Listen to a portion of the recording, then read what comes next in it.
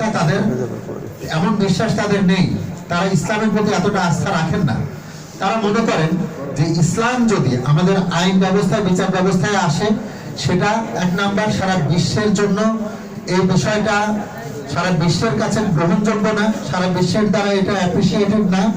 সুতরাং বিশ্ব সমাজ এটাকে মেনে নেবে না। বাংলাদেশ এই জিনিসটাকে আসলে নিলে বাংলাদেশ কি হবে, ওই পশ্চিমারা যেটা বলে থাকে যে বাংলাদেশ আবার মধ্যযুগে ফিরে যাবে, বাংলাদেশ আবার গুহার যুগে ফিরে যাবে। অর্থাৎ ইসলামের যে রাষ্ট্র ব্যবস্থা, বিচার ব্যবস্থা, ইসলাম সত্য হতে পারে, কিন্তু সেই ব্যবস্থা আমাদের বর্তমান সময়ে আধুনিক যুগে এটা অ্যাডাপ্টেবল না।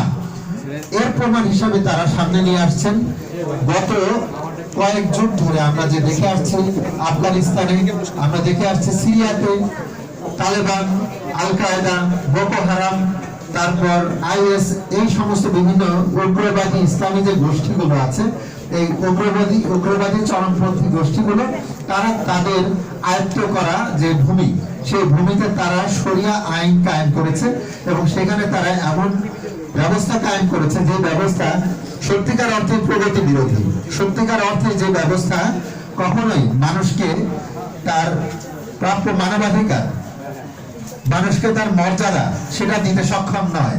এবং বর্তমানে বিশ্ব যে আধুনিক রাষ্ট্র কাঠামোর উপর উঠে এসেছে, যে ব্যবস্থার উপরে দাঁড়িয়েছে, সেই মানদণ্ডের সঙ্গে এই পদ্ধতি যায় না।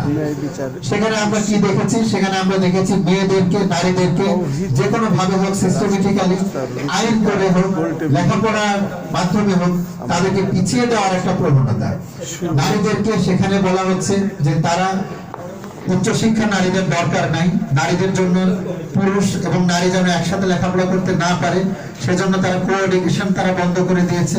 তারা সেখানে যেমন ইরানে দীর্ঘদিন থেকে 79 সালের পর থেকে সেখানে আয়াতুল্লাহ খামেনির যে বিপ্লব হলো, সেই বিপ্লবের পর থেকে সেখানে মোল্লাতন্ত্র কায়েম হয়েছে। সেই মোল্লাতন্ত্রে এমন ভাবে কড়া পর্দা প্রথা জারি করা হয়েছে, বাড়াবাড়ি করা হয়েছে পর্দার নামে।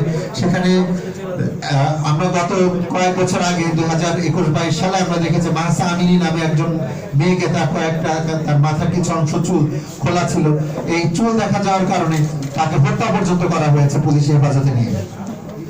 তাহলে এই যে একটা বর্বরতা, তারপরে আমরা যখন দেখলাম 2001 সালের দিকে যখন তালেবানরা ক্ষমতায় এসেছিল আফগানিস্তানে, তখন আমরা দেখলাম যে বামিয়ানের বৌদ্ধ মূর্তিগুলো